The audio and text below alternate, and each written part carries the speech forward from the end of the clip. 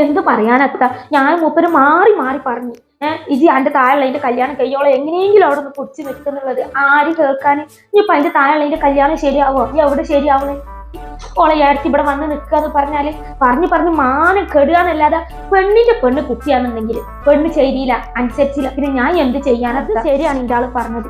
ഇന്റെ അയൽവാസിലെ ഇതേപോലെ തന്നെ ഒരു മാറ്റം ഇല്ല. ഏടത്തി വന്ന് പെരയുന്നു ഒരനുസരിച്ചാ ഉള്ളത്.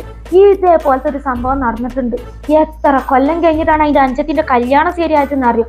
എവിടൊക്കെ ഒന്ന് നടന്നിട്ടുണ്ട് ഒരു കല്യാണം ശരിയായി കിട്ടാൻ. അങ്ങനെ ഒരു അവസ്ഥ ഈ പെരന്റെ ഉള്ളിൽ വരാതിരിക്കട്ടെ പടച്ചോനെ.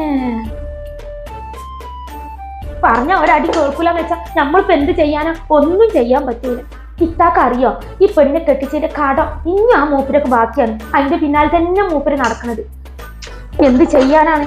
ആരോട് പറയാനാണ്? ഞാനേ അന്നെ തന്നെ പറയുള്ളൂ, അന്നെ മാത്രം പറയുന്നുള്ളൂ. ഇജ് ഒറ്റ വ്യക്തിയാണ് തെറ്റുകാരി. ഇജേ ഇങ്ങോട്ട്